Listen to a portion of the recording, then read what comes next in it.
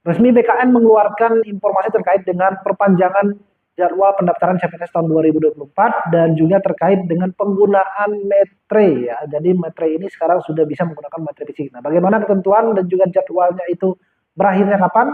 Kemudian terkait dengan pembahasan lainnya, kita akan bahas lengkap di video ini. Jadi pastikan teman-teman tonton videonya sampai selesai. Assalamualaikum warahmatullahi wabarakatuh. Bertemu lagi dengan aku Milumri dan masih di channel Mr. Mili. Dan terima kasih untuk teman-teman semuanya yang selalu support channel Mr. Mili dan juga menjadikan channel ini sebagai salah satu referensi untuk teman-teman dalam proses pendaftaran CPNS dan juga persiapan sekolah kedinasan tahun depan. Dan ini ada informasi yang lagi hangat dan juga teman-teman pastinya sudah tahu ya, sudah banyak yang tahu terkait dengan dua poin ya ataupun dua hal yang sangat baru, sangat fresh. Yang pertama terkait dengan perubahan pendaftaran jadwal CPNS tahun 2024 yang tentunya dikeluarkan oleh BKN dan sudah resmi diperpanjang ya untuk masa pendaftarannya. Dan kedua terkait dengan penggunaan materai ya. Jadi materai ini sekarang boleh memilih apakah teman-teman mau menggunakan materai fisik atau metre tempel atau penggunaan elektronik metre. Jadi kalian bisa memilih. Nah, bagaimana ketentuan dan juga terkait dengan hal lainnya, kita akan bahas lengkap di video ini. Jadi silakan kalian simak video ini sampai selesai agar kalian tidak salah ataupun tidak ada informasi yang ketinggalan. Nah, yang pertama informasi terkait dengan perpanjangan masa pendaftaran CPNS 2024 yang semula berakhir pada 6 September 2024 sekarang diperpanjang dan berakhir pada 10 September 2024 dan tentunya diperpanjang selama 4 hari karena ada beberapa kendala terkait dengan elektronik materai yang gangguan ataupun website dari SSCSN itu gangguan. Jadi BKN mengeluarkan surat edaran terkait dengan perpanjangan masa pendaftaran ini. Masa pendaftaran dari tanggal 20 Agustus diperpanjang yang semula dari sampai 6 September menjadi 10 September. Dan juga untuk pengumuman hasil seleksi administrasi yang semula dari 14 sampai 17 September sampai sekarang menjadi 14 sampai 19 September 2024. Dan ini berlaku secara nasional baik Pemda ataupun pusat ya. Tetapi kecuali bagi instansi Kemenak dan juga Kemendikbud itu tetap sesuai dengan jadwal yang telah ditentukan untuk masa terakhir dari pendaftaran CPNS-nya. Tapi selain itu yang lainnya itu berakhir masa pendaftarannya tetap tanggal 10 September. Kalau untuk Kemenak dan Kemendikbud itu tetap sesuai dengan jadwal yang telah ditentukan karena mereka pendaftarannya dimulai pada 1 September ya. 1 September itu baru untuk melakukan proses pendaftaran. Nah, untuk tes SKD CAT-nya itu masih sama dengan jadwal yang kemarin akan dilaksanakan pada pertengahan bulan Oktober ya untuk SKD CAT. Hanya yang berubah itu adalah masa pendaftaran dan juga pengumuman dari hasil pendaftaran administrasi ini. Nah, yang kedua terkait dengan penggunaan nilai SKD CAT. Nah, kalau teman-teman melihat pada akhir akun SSCSN kalian, kalau sudah resume ya, sudah selesai mendaftar, kalian akan melihat satu tabel nilai SKD tahun 2023 di bagian bawahnya. Kalau muncul seperti ini bukan berarti kalian sudah dinyatakan lolos ya. Ini tidak ada hubungannya kalian dinyatakan lolos atau tidak ya. Tetapi nilai SKD CAT ini berfungsi untuk nantinya setelah selesai masa pendaftaran CPNS, kemudian selesai ataupun ada pengumuman kelulusan lolos atau tidak. Nah, menu ini akan bisa digunakan, baru berfungsi, baru bisa digunakan untuk pelamar yang pernah mendaftar CPNS 2023 yang ingin memilih menggunakan nilai SKD CAT tahun 2023 atau tidak. Karena dalam tahapan pendaftaran itu ada yang namanya konfirmasi penggunaan nilai seleksi kompetensi dasar SKD CPNS tahun anggaran 2023 oleh peserta seleksi. Nah, ini dilaksanakan dari tanggal 18 sampai 28 September 2024 setelah selesai masa pengumuman ya dari pengumuman administrasi CPNS ini.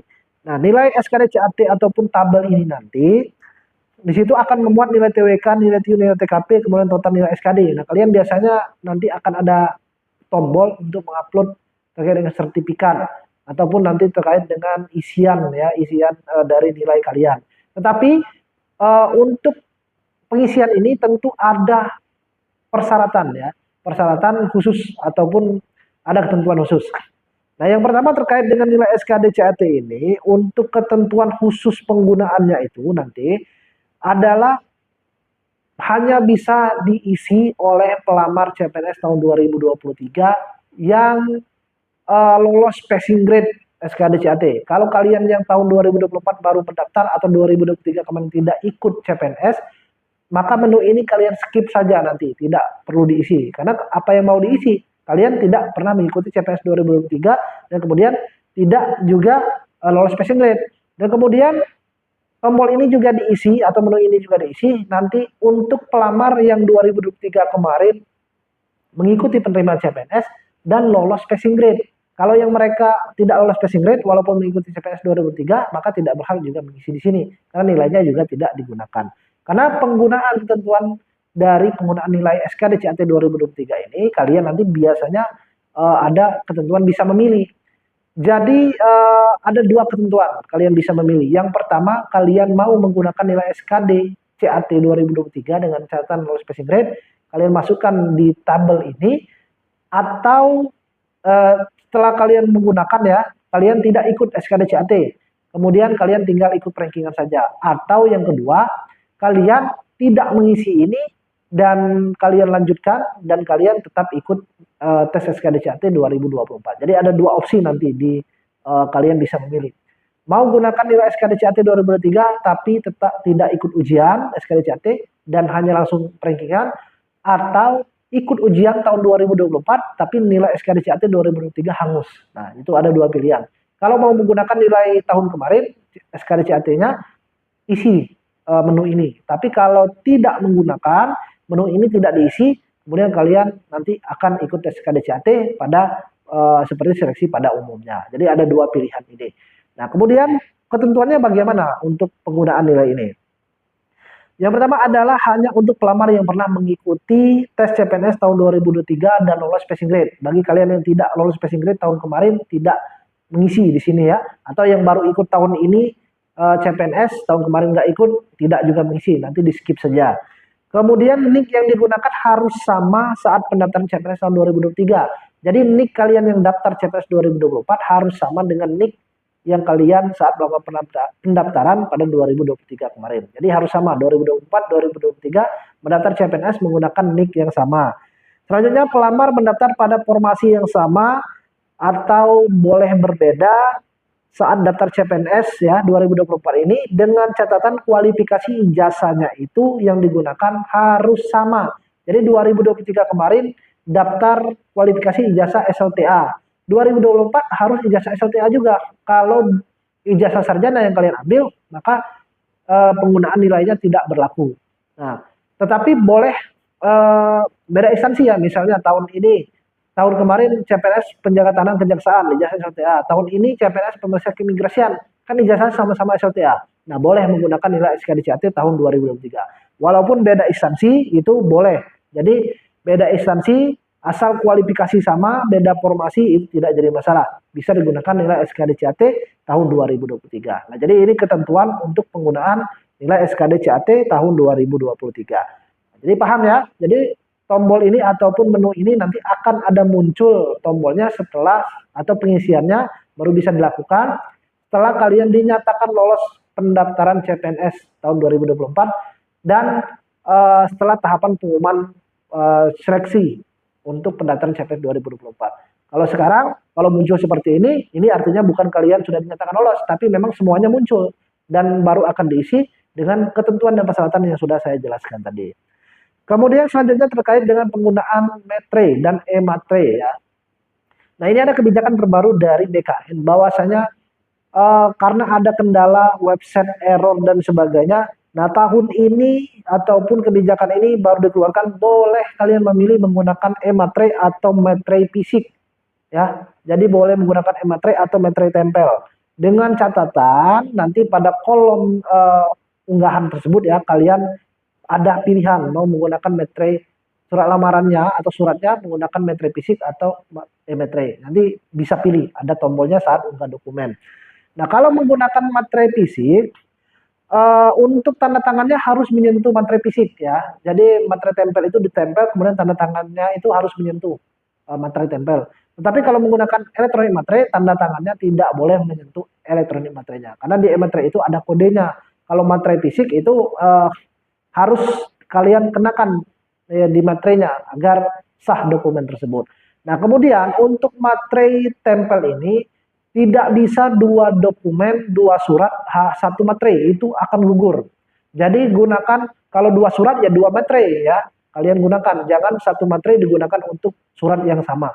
Jadi kalau suratnya berbeda, surat lamaran 1, surat pernyataan 1, ya berarti kalian beli 2 materai, jangan gunakan materai yang sama. Kalau gunakan 2 materai yang sama, maka atau 1 materai yang sama pada 2 surat lamaran itu, maka teman-teman akan dinyatakan gugur oleh panitia. Kalau kalian buat tanggal surat tersebut tanggal 5 misalnya, kemudian kalian baru unggahnya karena kendala dan sebagainya, unggahnya tanggal 7, boleh selagi dalam masa pendaftaran CPNS, boleh, tidak harus di tanggal yang sama saat unggah, di tanggal surat lamarannya atau surat pernyataan. Kalau kalian tulis tanggal 4 ya September, unggahnya uploadnya di SCSN tanggal 8 September, boleh, nggak jadi masalah ya. Dan itu tetap sah dan tidak akan menggugurkan juga.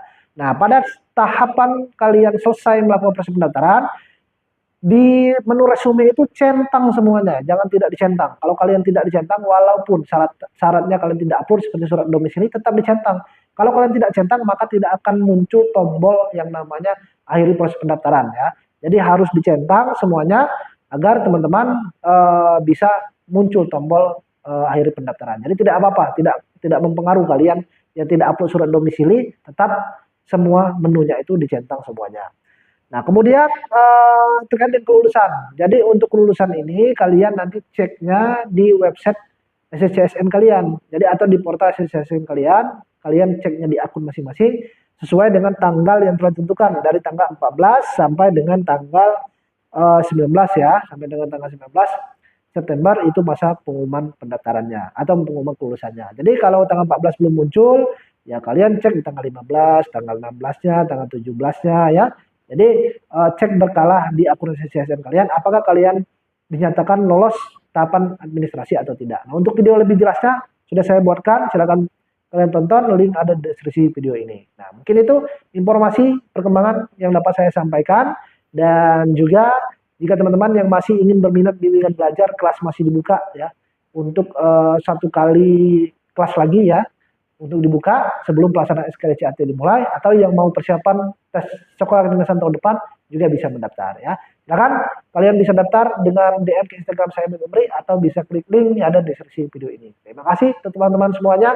Sampaikan informasi ini sebanyak-banyaknya kepada pelamar yang lainnya, teman-teman kalian, agar mereka tidak ketinggalan informasi terkait dengan perkembangan CPNS tahun 2024 ini. Semangat berjuang, saya doakan teman-teman lolos CPNS tahun 2024 ini. Jangan lupa persiapan, berdoa, dan tentunya semangat ya. Jangan sampai kalian dengan kendala yang banyak, semangat kalian itu jadinya melemah ya, jadi lempem.